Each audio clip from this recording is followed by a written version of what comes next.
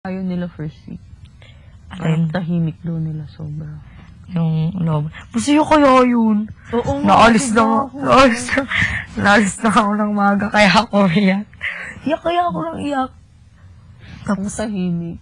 Parang, ang weird kasi na bagong Oo. Yun din ba naramdaman mo sa kanila, Jessica? Oo. No. Parang, Oo, sinasabi ko kaya yan kay kuya. Kuya, sabi ko, dito po naninibago ako kasi dun talaga nung nandun ako sa kabila, talagang pamilya kami dun kahit bago pa lang, boom, close na po agad. Parang, sobra, no? hindi na. Ako din kaya lungkot ng first week. Sabi ko, sinabigil po, sina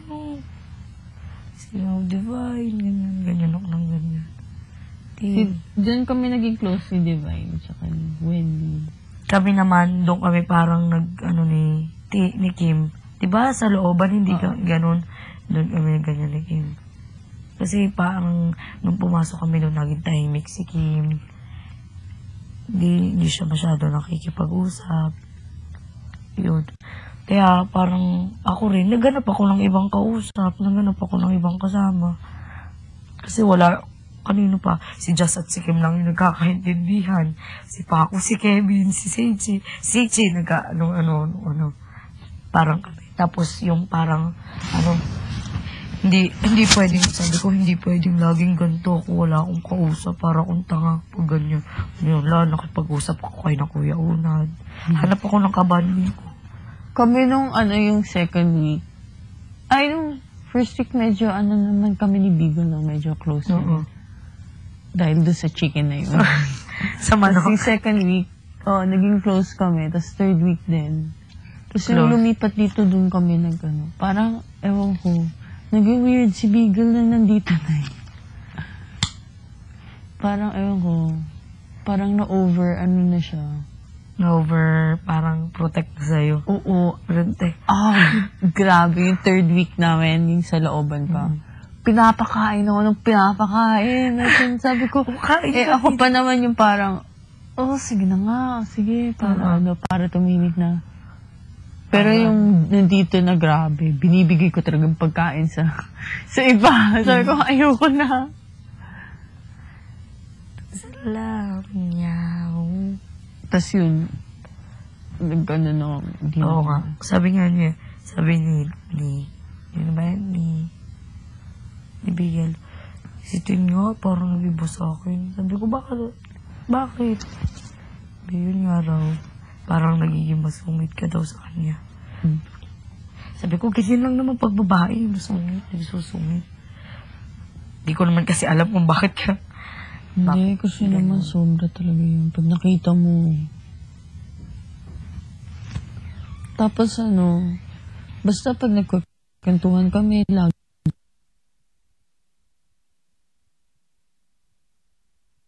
Basta weird talaga ng time na yun. Yung unang weeks namin dito. Tapos yung parang nawala lang din. Okay.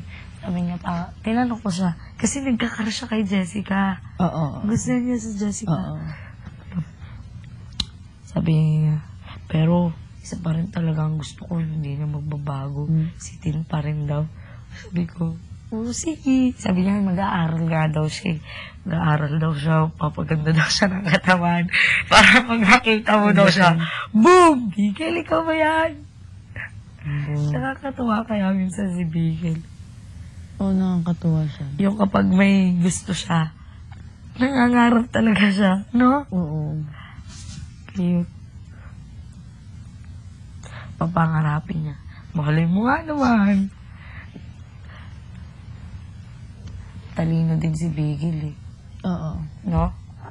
Tsaga din sa buhay. Madiskarte din.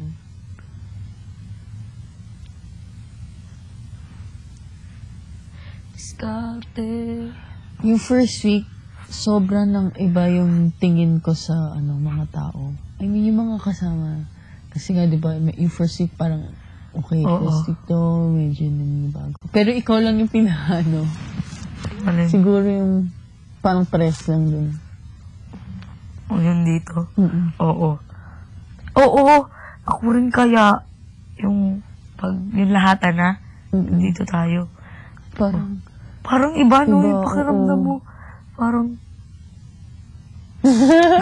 ano ba to? Oo nga. Yung, di ba, araw-araw nagkikita-kita, kiss, hug, kiss. Tapos, minsan, pag may makakausap ang iba, ikaw, kay Slater, kay Divine yun, wala. Miguel, wala.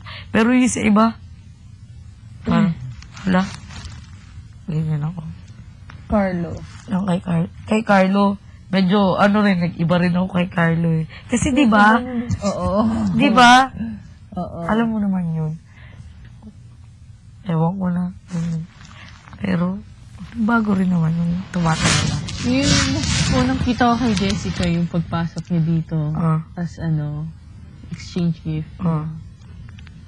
Akala ko ang niya, yabang yung maarte na, ayan.